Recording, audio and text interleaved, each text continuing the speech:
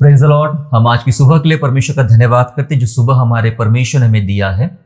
इस समय आज हम सुबह जो वचन पढ़ने जा रहे वो है आनंद के विषय में।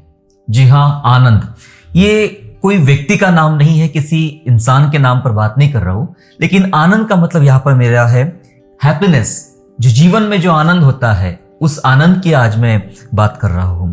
दरअसल आनंद जो है, आनंद विश्वासियों का भाग है। उनके भाग में, उनके हिस्से में परमेश्वर ने आनंद दिया है। आनंदित रहने के लिए परमेश्वर ने बनाया है। वो चाहता ही है कि उस पर विश्वास करने वाले, उसको चाहने वाले उसके संग आनंद मनाए, उसके संगति में रहे और अपने सब बातों में, सब कामों में अपने परमेश्वर को धन्यवाद देते हुए आनंद मनाए। और इसी कारण परमेश्वर ने ये आनंद को विश्वासियों के जीवन का भाग बनाया है। अब सवाल ये है कि आनंद कहाँ मिलता है? यह आनंद मिलता कहाँ है? क्योंकि आनंद पाने के लिए अक्सर ऐसा होता है, कई बार लोग चीजों में आनंद ढूंढने का प्रयास करते हैं, वस्तुओं में आनंद ढूंढने का प्रयास करते हैं, अपने लोगों में आनंद ढूंढने का प्रयास करते हैं और ऐसे बहुत से कार्य करते हैं कि उन वस्तुओं में, उन बातों में वे देखते कि यहां मुझे आनंद मिलेगा, मैं इस बात की वजह से, उस बात की वजह से मैं आनंदित हो जाऊंगा। उसके लिए काफी लोग समय भी बर्बाद करते हैं, खर्चा करते हैं और काफी चीजें करते हैं सिर्फ और सिर्फ आनंद पाने के लिए। शायद उनको वो आनंद मिलता भी है थोड़े समय के लिए और वापस वो आनंद का मजा खत्म हो जाता है। लेकिन आज हम ऐसे सदाकाल के एक विशेष आनंद के बारे में हम लोग बात करने जा रहे हैं और हम जानेंगे ये आनंद कैसे मिलता है। मैंने पूछा ये आनंद कहां मिलता है? कुछ जवाब मैं आपको वचन में से देना चाहता हूं। ये आनंद मिलता कहां है? मेरे साथ निकालेंगे भजन संहिता अध्याय 16 और वचन 11। साम चैप्टर 16 एंड वर्स 11। 16 उसके 11 में इस प्रकार से लिखा है, तू मुझे जीवन का रास्ता दिखाएगा, तू मुझे जीवन का रास्ता दिखाएगा, तेरे निकट आनंद की भरपूरी है, तेरे दाहिने हाथ में सुख सर्वदा बना रहता है। परमेश्वर के वचन में बताया जा रहा है कि परमेश्वर के निकट, किसके निकट? परमेश्वर के निकट आनंद की भरपूरी है। Praise the Lord. छोटी बात नहीं है, भरपूरी है, बहुतायत का आनंद, बहुत सारा आनंद परमेश्वर के निकट है, परमेश्वर के करीब है। मैंने पूछा था आनंद कहां मिलता? वचन बता रहा परमेश्वर के निकट, परमेश्वर के निकट आनंद है। नया नियम ऐसा कहता है, फिलिपियों की पत्री अध्याय 4 और वचन 4। फिलिपियंस चैप्टर 4 एंड वर्स 4 में इस प्रकार से कहा गया है। दरअसल ये पत्री का विषय ही आनंद है और आनंद का विषय पौलुस कहां से लिख रहा है? जब पौलुस जेल में है वहां से आनंद के विषय की बात करता है। 4:4 चौथा अध्याय चौथा वचन बहुत ही प्रसिद्ध है, जहां इस प्रकार लिखा है, प्रभु में सदा आनंदित रहो। मैं तुमसे कहता हूं प्रभु में सदा आनंदित रहो, सदा आनंदित रहो प्रभु में। अभी हमने पढ़ा भजन 16 में कि परमेश्वर के निकट आनंद की भरपूरी है। फिलिपियों 4 कहता है प्रभु में आनंदित रहो। इसका मतलब यह है आनंद कहां मिलता है? आनंद है प्रभु के करीब और प्रभु में। फिलिपियों 4 के अनुसार प्रभु में और भजन 16 के अनुसार परमेश्वर के करीब। जी हां, परमेश्वर के करीब में और परमेश्वर में ही हमको सच्चा आनंद मिलेगा। परमेश्वर में ही हमें सच्चा आनंद मिलेगा। इस आनंद पाने के लिए संसार में कहीं पर भी भटकने की हमें आवश्यकता नहीं है। सच्चा आनंद हमें परमेश्वर के करीब और परमेश्वर में मिलता है। सवाल यह है कि कौन अपने आप को परमेश्वर के करीब देखता है और कौन अपने आप को परमेश्वर में देखता है। ये बहुत मायने रखता है। यदि आप प्रभु के करीब है, यदि आप परमेश्वर में हैं, तो मैं आपको बताना चाहता हूं आनंद आपका है, आनंद आपका भाग है। आपके भाग में परमेश्वर ने आनंद दिया हुआ है। जो प्रभु के करीब होते हैं, प्रभु की आराधना करते, प्रभु की उपस्थिति में रहते हैं, वे दुखी नहीं, वे आनंदित होते हैं। लेकिन कुछ बातें आज हम वचन से ऐसा पढ़ने जा रहे हैं कि कौन सा आनंद प्रभु की ओर का आनंद नहीं है, यह भी जब पहले जानना जरूरी है। इससे पहले कि हम आनंद जाने कि कैसे आनंद मिलता है, क्या आनंद परमेश्वर ने हमारे रखा है, लेकिन हमें यह भी जानना जरूरी है कि कौन सा वाला आनंद है जो प्रभु की ओर का आनंद नहीं है। कई बार यह भेद कई लोगों को पता नहीं होता है, ये समझ बहुत लोगों को पता नहीं होती है और इस कारण वे समझते कि जो आनंद उनके लाइफ में चल रहा है, जो खुशियां उनके लाइफ में चल रही है, जो परिस्थिति, खुशी की परिस्थिति उनके जीवन में चल रही है, और उन सबको नाम दे बैठते हैं कि प्रभु ने हमें बहुत आनंद दिया है, प्रभु ने मुझे बहुत सुखी रखा है। मैंने एक ऐसे व्यक्ति से बात किया या उससे मिला था मैं, उसने बहुत ही गैर कानूनी काम करके बहुत पैसा कमाया और कहता है कि प्रभु ने मुझे बहुत आनंद दिया, प्रभु ने मुझे बहुत सुखी रखा है।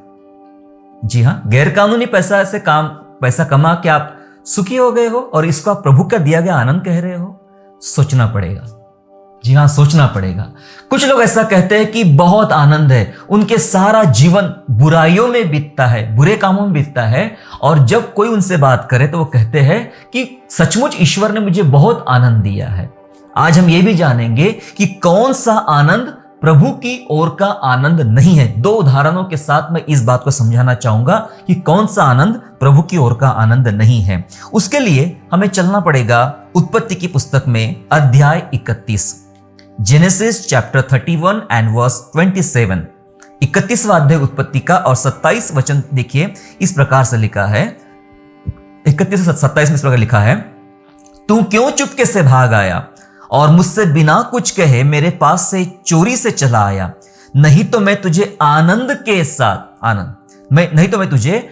के साथ मृदंग और वीणा बजवाते और गीत गवाते विदा करता।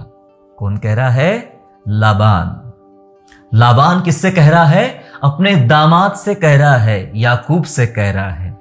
जब याकूब तकरीबन 20 साल सारी काम हो गया उसका, और उसके बाद जब उसने सोचा कि मुझे यहां से चला जाना चाहिए, प्रभु ने बात की यहां से निकल जा, क्योंकि लाबान के बेटे कुछ षड्यंत्र रच रहे थे याकूब के विरोध में, तो सोचा कि मुझे अब यहां से निकल जाना चाहिए, और याकूब अपने परिवार के संग दूर निकल जाता है। तब उसका पीछा करते करते ढूंढते ढूंढते लाबान उसके पास पहुंचता है।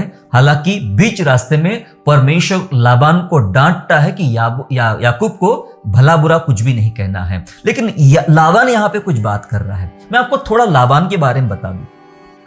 14 साल तकरीबन जो कड़ी मेहनत किया था याकूब ने लाबान के घर में, वो 14 साल की खास मेहनत थी। 7-7 साल का 2 अलग अलग पार्ट थे, वो खास मेहनत थी। और ये 14 साल के दौरान हम देखते हैं कि लाबान को यह समझ में आया कि जब से ये आदमी मेरे घर में आया है, मेरे काम में हाथ लगा रहा है, मुझे बरकत मिल रही है, मुझे ब्लेसिंग मिल रही है। इसको मैंने खोना नहीं है, इसके साथ चालाकी से काम करना चाहिए ताकि ये मेरा पास बना रहे और पक्का ये रहे, और इसके द्वारा मैं आशीष भी प्राप्त करने वाला बनूं, फायदा मेरा होने वाला बने। तो ये सोचता था, और यही वजह से बाइबल कहती है कि कई बार लाबान ने याकूब की मजदूरी बदल दी।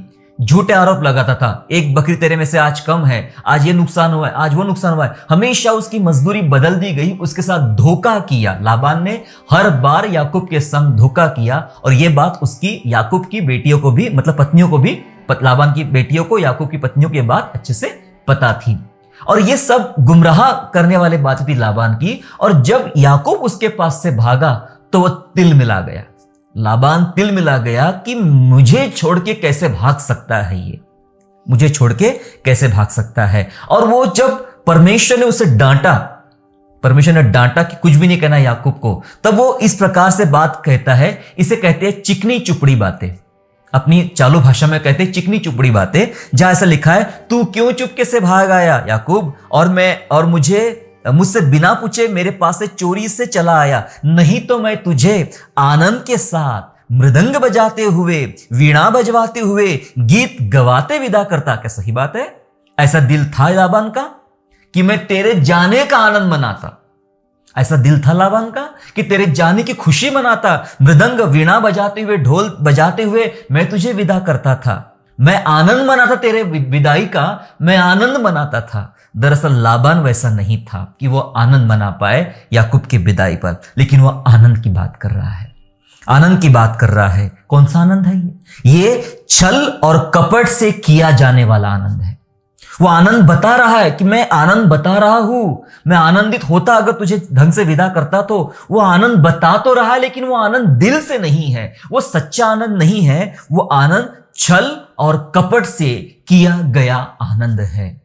मैं आपसे एक सवाल पूछ रहा हूं आज, आप अपने जीवन में आनंद मना रहे, ये बहुत अच्छी बात है, लेकिन क्या ऐसा आनंद मना रहे जिसमें आप किसी के साथ छल कर रहे हो, किसी के साथ कपट कर रहे हो और वो छल कपट के द्वारा जो बेनिफिट्स आपको मिल रहे हैं, जो फायदे मिल रहे हैं, आप उस आनंद में अपने आप को रख रहे हो।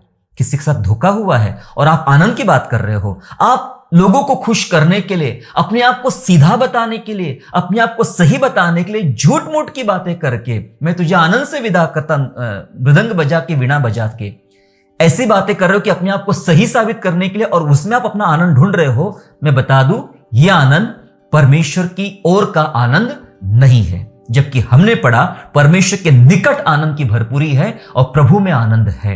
लेकिन यह आनंद जो लाबान वाली मैंने बात किया, यह आनंद प्रभु की ओर का आनंद नहीं है। इस बात को हमें समझना पड़ेगा। दूसरी और बहुत खास बात जिसे हम समझेंगे कौन सा आनंद प्रभु की ओर का आनंद नहीं है। दूसरी खास बात यह है, उसको पढ़ने के लिए हमें चलना पड़ेगा फर्स्ट किंग में, पहले राजा में हमें चलना पड़ेगा। आइए मेरे साथ निकाले पहला राजा 21 के 7 में इस प्रकार लिखा है, उसकी पत्नी इजेबेल ने उससे कहा, क्या तू इज़राइल पर राज्य करता है कि नहीं? कौन किससे बात कर रहा है? इजेबेल रानी राजा अहाब से बात कर रही है। ये बहुत ही दुष्ट रानी थी इजेबेल रानी। ये अहाब से बात करती है कि क्या तू इज़राइल पर राज्य करता है कि नहीं? उठकर भोजन कर और तेरा मन आनंदित हो। बस आज खुश हो जा, तेरा मन आनंदित हो। इजरायली नाबोत की दाख की बारी मैं तुझे दिलवा दूंगी। एक रानी बात कर रही है अपने पति राजा से कि तू आनंद कर, तू उदास मत हो, तू राजा, कैसा राजा है तू? राजा है तू। मैं इजरायली नाबोत की दाख की बारी, जिस पर तेरी नजर गई है, जिससे तू खुश है, जो तू चाहता है कि मेरे पास हो, वो मैं तुझे बराबर दिलवा दूंगी। तू टेंशन मत ले, तू आनंद कर, तू आनंद मना। राजा अहाब आनंद मनाने वाला है, राजा अहाब आनंद मनाने वाला है। लेकिन यह आनंद कैसा है? यह आनंद कैसा है? अपने स्वार्थ के लिए दूसरे का नुकसान किया जाने वाला है। क्योंकि नाबोत की बारी वो लेना चाहता है, नाबोत की इच्छा नहीं है देने की, लेकिन लेना चाहता है। जब नाबोत तैयार नहीं हुआ तो रानी इजेबेल ने एक गलत षड्यंत्र रचा, नाबोत को फंसाया, उसको मार डाला गया और उसका घात करके, उसको नुकसान पहुंचा के, अपने स्वार्थ के लिए झूठ बोल के या झूठा काम करके नाबोत की दाख का जो बगीचा, दाख की बारी उसने अपने पति अहाब के लिए ले लिया और अहाब ने उस पर आनंद मनाया। जी हां, अपने स्वार्थ के लिए दूसरों का नुकसान करके पाए जाने वाला आनंद परमेश्वर की ओर का आनंद नहीं है। अपने स्वार्थ के लिए दूसरों का नुकसान करके जो आनंद पाया। मैं ये उदाहरण इसलिए बता रहा हूं, कई बार हम विश्वासी को यह पता नहीं होता है कि जो आनंद मेरे जीवन में चल रहा है, जो खुशी मेरे परिवार में चल रही है, वो आनंद सचमुच प्रभु की ओर का है या नहीं है। मैं आपको बता दिया, 2 उदाहरण मैंने बताया कि ये बातें प्रभु की ओर का आनंद नहीं है। गैर कानूनी काम करना, दूसरों को नुकसान पहुंचाना, दूसरों का हक मारना, है ना, और जो काम हमने नहीं करना चाहिए, हमने वो काम करके अपने काम सीधे निकाले। कई सारे लोग इलीगल काम करते हैं, गलत काम करते हैं, गलत दिशा में आगे बढ़ते हैं, बुरे काम करते हैं, जो काम सही नहीं है वो काम करते हैं, और उन सब के द्वारा उनके बड़े बड़े मकान बन जाते हैं, बड़ी बड़ी प्रॉपर्टियां बन जाती है, सब कुछ अच्छा हो जाता है। और लोग आगे कहते हैं, कई बार, सबकी बात नहीं कर रहा हूं मैं, लेकिन कुछ लोगों की बात कर रहा हूं, जिसमें ऐसा कहा जाता है कि ये तो बहुत ही खुशी है, आनंदित है, प्रभु ने उनको बहुत ब्लेसिंग किया है। थोड़ा सोच तो लो, कहीं ये ब्लेसिंग ऐसे तो नहीं आई है जैसे लाबान के पास आई थी? कहीं ये ब्लेसिंग ऐसे तो नहीं आई है? कहीं ये ब्लेसिंग ऐसे तो नहीं आई है जैसे अहाब के पास आई थी?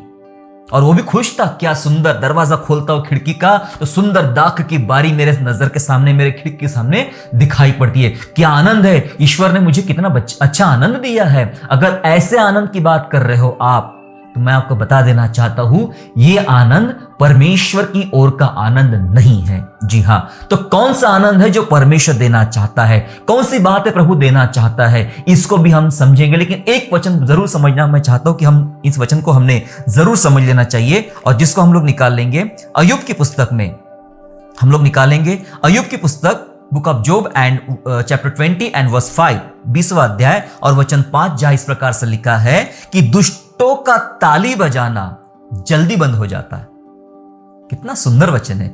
दुष्टों का ताली बजाना जल्दी बंद हो जाता और भक्तिहीनों का आनंद पल भर का होता है। हालेलुया। दुष्ट लोगों का ताली बजाना, खुशी होना उनका जल्दी बंद हो जाता है। आहाब का ताली बजाना जल्दी बंद हो गया, इजेबेल का ताली बजाना जल्दी बंद हो गया। ऐसा लिखा है वचन में कि कुत्तों ने खाया उन्हें, कुत्तों ने चाटा मरने के बाद। दुष्टों का ताली बजाना जल्दी बंद हो जाता। और लिखा है भक्तिहीन का आनंद, जो परमेश्वर के रास्ते पे नहीं चलता है और परमेश्वर के रास्ते पे नहीं चलते हुए जो आनंद कमाता है, परमेश्वर के रास्ते पे नहीं चलते हुए जो आनंद कमाता है, उसका आनंद कितने टाइम का है? वचन कहता है उनका आनंद पल भर का है, थोड़े समय का है।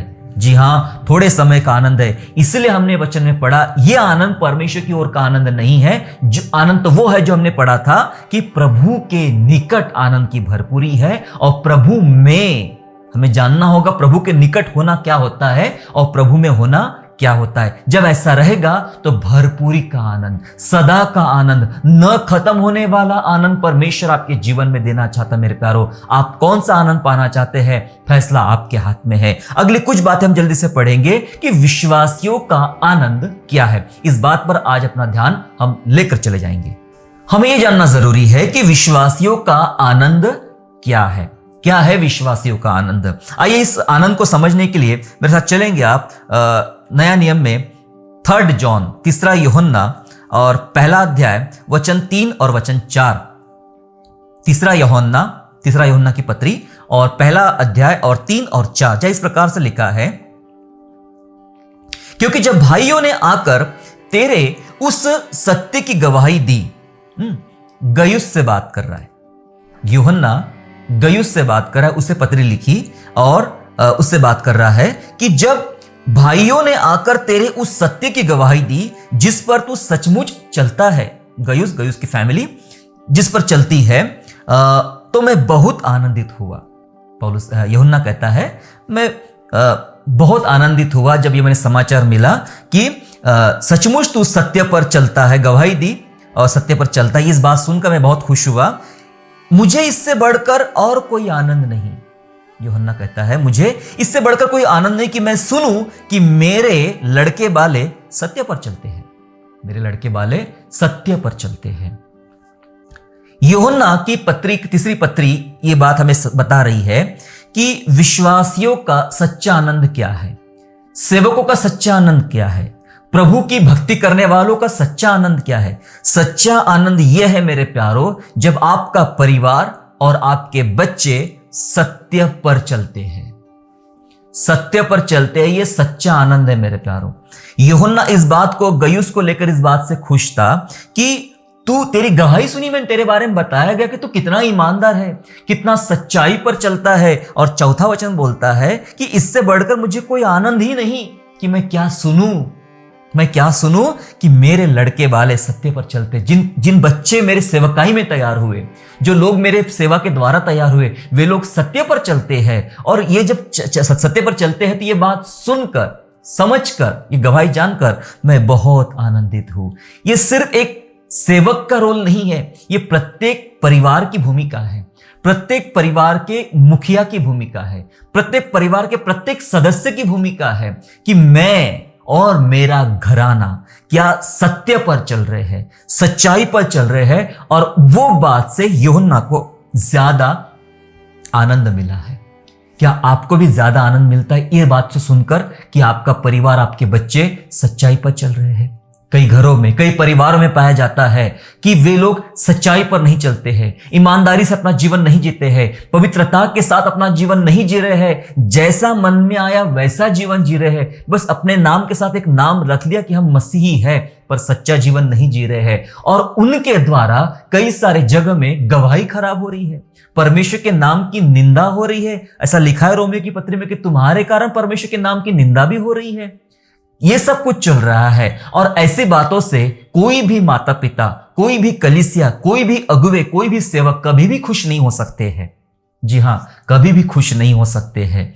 आपको और मुझे ये बात जानने की आवश्यकता है मेरे प्यारो, क्या मेरा परिवार सच्चाई पे चल रहा है, परमेश्वर के वचनों पे चल रहा है। जब ये चलते हुए आप उनको देखोगे, चलते हुए आप उनको समझोगे, चलते हुए आप उनके कामों को देखोगे, तो ये अंदर भीतर ये आत्मिक आनंद है मेरे प्यारो, ये कभी खत्म नहीं होता, ये कभी खत्म नहीं होता। यह आत्मिक आनंद आपको खुश करेगा कि मेरा परिवार सच्चाई के रास्ते पे चल रहा है। परिवार को सच्चाई पे चलाने के लिए पुराने नियम से लेकर नया नियम तक हम देखते हैं कि लोगों ने काफी परिश्रम किया, दुख उठाया, संकट उठाया, सिर्फ इसलिए कि मैं और मेरा घराना सच्चाई पे चले। फिर इब्राहिम ने भी वही काम किया था, यहोशू ने वही काम किया था, बाइबल में से कितने सारे लोग हैं उन्होंने वही काम किया था कि मेरे पीछे मेरा घराना, मेरा परिवार सच्चाई और ईमानदारी और परमेश्वर के मार्ग पे चले। आपकी और मेरी पहली मेहनत यह होना चाहिए कि मैं अपने फैमिली के लिए वो मेहनत करूं कि मेरे लोग, मेरा परिवार सच्चाई के वचनों पर चले, और यह आपके लिए सच्चा आनंद होगा।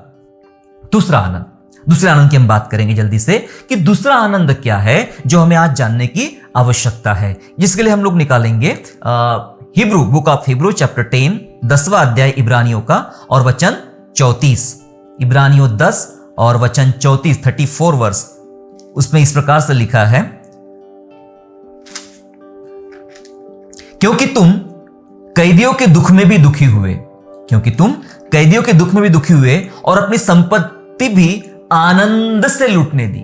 अपनी संपत्ति भी, विश्वासियों के बारे में कहा जा रहा है, कैदियों के दुख में दुखी हुए और अपनी संपत्ति भी आनंद से लूटने दी, यह जानकर कि तुम्हारे पास एक और भी उत्तम और सर्वदा ठहरने वाली संपत्ति है। यह जानकर वो आनंद से नुकसान उठाया, आनंद से अपनी संपत्ति भी लूटने दी, आनंद से वो सारी चीजें जो दुखी जीवन में होते थे वो होने दिए। क्या है ये आनंद? परमेश्वर के निकट कौन सा आनंद है मेरे प्यारो? सब कुछ खोकर भी सर्वदा का धन पाना, ये परमेश्वर का दिया हुआ आनंद है जो कभी समाप्त नहीं होता। पहली बात मैंने सिखाया, परिवार और बच्चों का सत्य पर चलना, यह परमेश्वर की ओर से दिया गया आनंद है। दूसरी बात हम सीख रहे हैं कि सब कुछ खोकर भी सर्वदा का धन पाना। जी हां, सब कुछ खो दिया, सब कुछ खोने के बाद भी वो अनंत काल का धन जो कभी समाप्त नहीं होगा। अगर आप उस धन को प्राप्त कर रहे हो और आपकी नजरें उस धन पर लगी हुई है, बाइबल कहती है जहां तेरा धन है वहां तेरा मन लगा रहेगा। क्या आपका धन स्वर्ग राज्य में है? यदि स्वर्ग राज्य में है तो कितना भी नुकसान होने दो, कितनी भी संकट आने दो, कहीं पर भी कुछ होने दो, आपको कोई असर नहीं होने वाला, क्योंकि आपकी नजरें परमेश्वर की ओर लगी हुई है, आपकी नजरें स्वर्ग राज्य की ओर लगी हुई है। इसलिए जिनकी नजरें स्वर्ग पर लगी है, स्वर्गीय धन पर लगी हुई है, उनको संसार की चीजें, शारीरिक बातें नुकसान पहुंचाना तो चाहती है, तकलीफ देना तो चाहती है, कंगाल करना चाहती है, बीमार करना चाहती है, नुकसान पहुंचाना चाहती है, पर उसका कोई असर ही नहीं होता, उन्हें उसका कोई असर ही नहीं होता, क्योंकि उनकी नजरें, उनका ध्यान परमेश्वर की ओर, सर्वदा ठहरने वाली धन संपत्ति की ओर लगा हुआ है। इसलिए वे सोचते हैं ये जीवन अगर खत्म भी होता है, अगर ये ऐसे ही पानी के समान भी बह जाए, मुझे कोई प्रॉब्लम नहीं है, मुझे स्वर्ग में धन मिलने वाला है। इसलिए लिखा है कि वो ऐसा आनंद है कि भाई नुकसान पहुंचाना है पहुंचाओ, हमें कोई तकलीफ नहीं है। आपने वो पुराना किस्सा जो भारत में हुआ था, 150 साल पुराना किस्सा,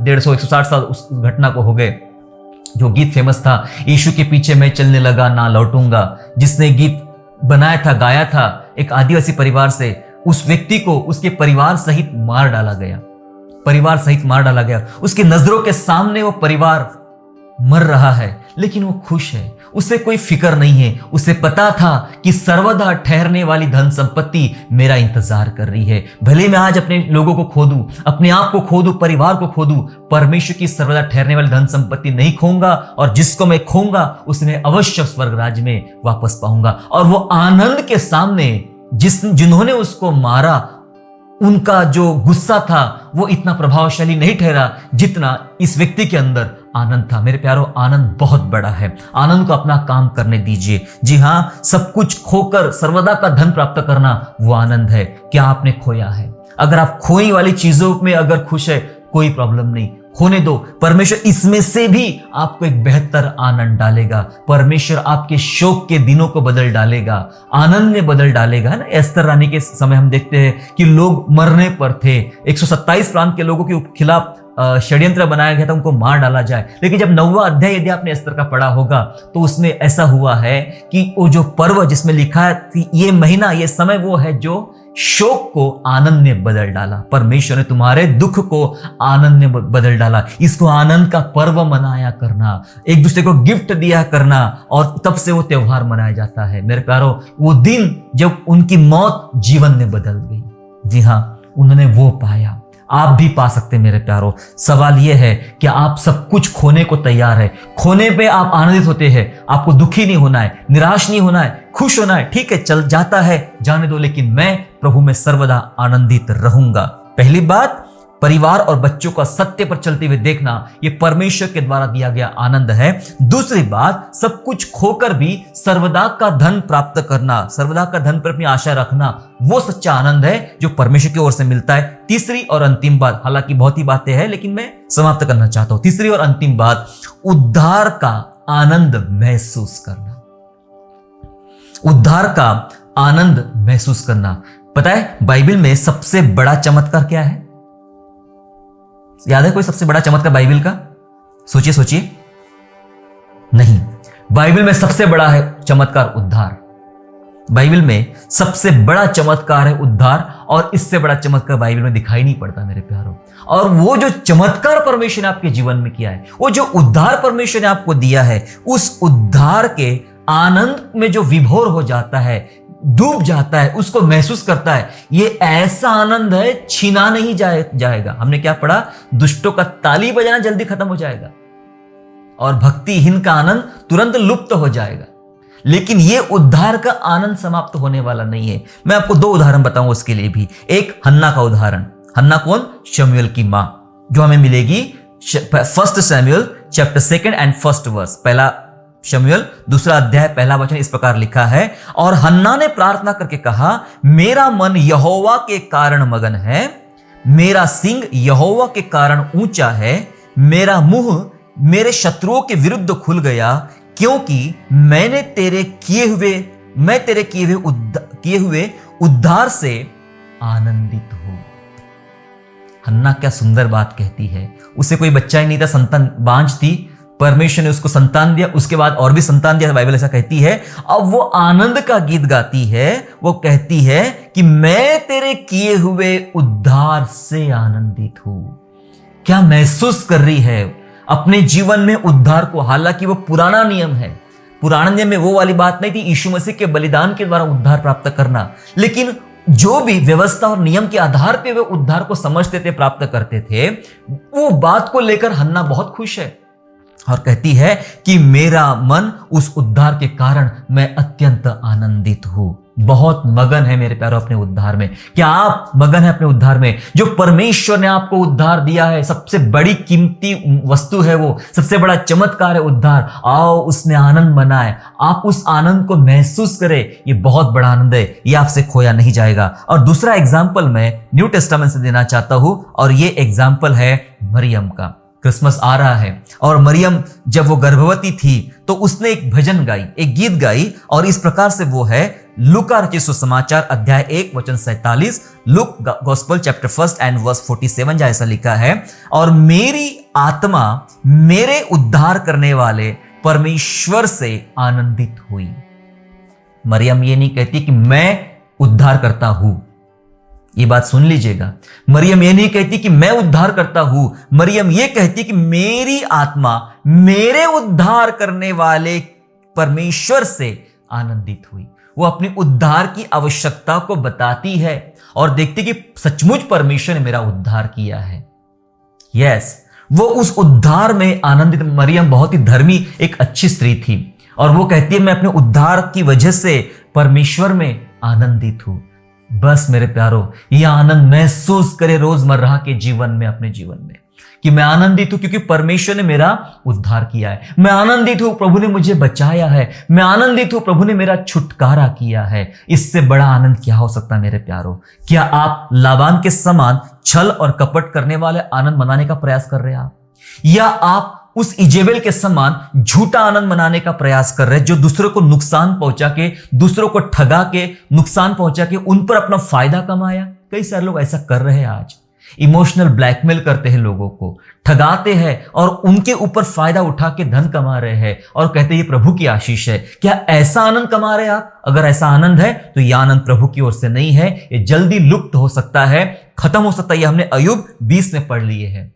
दुष्टों का ताली बजाना और भक्तिहीन का आनंद मनाना तुरंत लोप हो जाएगा, तुरंत खत्म हो जाएगा। 3 आनंद की बात किया मैंने जो हम विश्वासियों के अंदर होना चाहिए, और विश्वासियों का आनंद यही है जो परमेश्वर की ओर से मिलता है। सबसे पहली बात मैंने बताया कि परिवार और अपने बच्चों का सत्य पर चलना। ढूंढिए, सोचिए कि आपका परिवार, आपकी पीढ़ी सच्चाई पर चल रही। दूसरी बात, सब कुछ खोकर भी सर्वदा का धन प्राप्त करना, इसमें आप आनंदित होते हो, खोने में आनंदित होते हो, क्या इसमें खुश हो? अपने आप को खोजिए। और तीसरा मैंने बात बताया कि अपने उद्धार के आनंद को लगातार महसूस करना। आओ महसूस करें कि परमेश्वर मेरा उद्धार करता है, परमेश्वर ने मुझे आनंद दिया है। अगर ये सच्चा आनंद आपको आज तक नहीं मिला है और आप लेना चाहते हो तो मैं आपके लिए दुआ करना चाहता हूं, मैं आपके लिए प्रार्थना करना चाहता हूं। आइए इस आनंद को अपने अंदर उमड़ने दे और कहें मैं आनंदित हूं मेरे परमेश्वर में। आइए उसके करीब चले।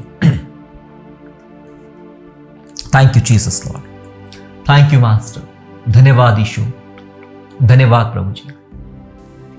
ये जग सारा सपना है, यीशु ही अपना है। ये जग सारा सपना है, यीशु ही अपना है। आनंद है यीशु में, आनंद है, आनंद है यीशु में, आनंद है। यीशु में मुझको आनंद है, आनंद ही आनंद मुझको सदा। यीशु में मुझको आनंद है, आनंद ही आनंद मुझको सदा। आनंद है यीशु में, आनंद है। ओ आनंद है यीशु में, आनंद है। प्रभु हम जानते हैं कि यीशु आप में आनंद है। प्रभु परमेश्वर के निकट आनंद की भरपूरी है और प्रभु में आनंद मिलता है। प्रभु हम आपको धन्यवाद करते कि संसार की वस्तुओं में, संसार की चीजों में और संसार के लोगों में कोई आनंद नहीं है प्रभु, जो आनंद तुझ में है। हमने देखा लाबान छल कपट के द्वारा आनंद पाना चाहता है। यदि प्रभु आज हम ऐसा आनंद पाना चाहते, हमें माफ कर। ऐसा आनंद हमें नहीं चाहिए प्रभु, हमें वो आनंद चाहिए जो सच्चा आनंद प्रभु अपनी तरफ से हमें देता है। वो इजेबेल और अहाब के समान आनंद नहीं चाहिए पिता परमेश्वर, वो दूसरों को नुकसान पहुंचा के, दूसरों को गिरा के, उनको मार के उनके ऊपर अपना खुशियां मना रहे हैं। यदि ऐसा आनंद है पिता, तो हमने ये जान ले कि ये आनंद परमेश्वर का दिया हुआ आनंद नहीं है। प्रभु हमें ऐसा आनंद नहीं चाहिए, हमें तो वो आनंद चाहिए प्रभु जो आप देना चाहते हैं। दुष्टों का ताली बजाना और भक्तिहीन का आनंद तुरंत लुप्त हो जाएगा प्रभु, लेकिन जो आनंद परमेश्वर देता है वो आनंद कभी समाप्त नहीं होगा। प्रभु जी हम धन्यवाद करते हैं प्रभु, आनंद दे पिता हम विश्वासियों के लिए, जो आज हमने वचन में देखा है कि हमारा परिवार, हमारे लड़के बच्चे पिता परमेश्वर आपके रास्ते पे चले, सच्चाई पे चले और वो हमारे लिए आनंद होगा। प्यारे पिता परमेश्वर, सर्वदा ठहरने वाले धन पाने के लिए अगर हमें सब कुछ खोना भी पड़े तो हम खोने में भी हम आनंद महसूस करें। प्रभु जी ये दया आपसे मांगती ईश्वर राजा, और विशेष प्रभु उद्धार का आनंद जो हन्ना ने मनाया, जो मरियम ने मनाया प्रभु, ऐसा आनंद हम भी मनाने वाले बने प्रभु जी। कि प्यारे पिता परमेश्वर हम जाने ये उद्धार इतना अद्भुत है प्रभु, इसमें हम सचमुच आनंदित हो जाए। पिता आज मैं तमाम बहन और भाइयों के लिए प्रार्थना करता प्रभु जी, जो आज आपकी तरफ से सच्चा आनंद पाना चाहते हैं। यदि वे दुखी है, निराशा में है, यदि ऐसे निराशा में है और झूठे आनंद में जी रहे प्रभु जी, तो उसमें से उनको बाहर निकालिए प्रभु, और सच्चा आनंद जो परमेश्वर की ओर से मिलता है वो आप उनको दीजिए पिता परमेश्वर। प्रभु जी आपका हम धन्यवाद करते हैं, उन्हें आशीर्वाद दीजिए, कृपा दीजिए और अपने आनंद से विभोर कीजिए प्रभु जी। हम धन्यवाद करते। आइए पूरा समय, हमारा जीवन और मेरे तमाम बहन और भाइयों का जीवन आपके हाथ में देते हुए ये प्रार्थना हमारे उद्धारकर्ता प्रभु यीशु मसीह के नाम से मांगते राजा, सुनिए और दया से कबूल कीजिए। आमीन।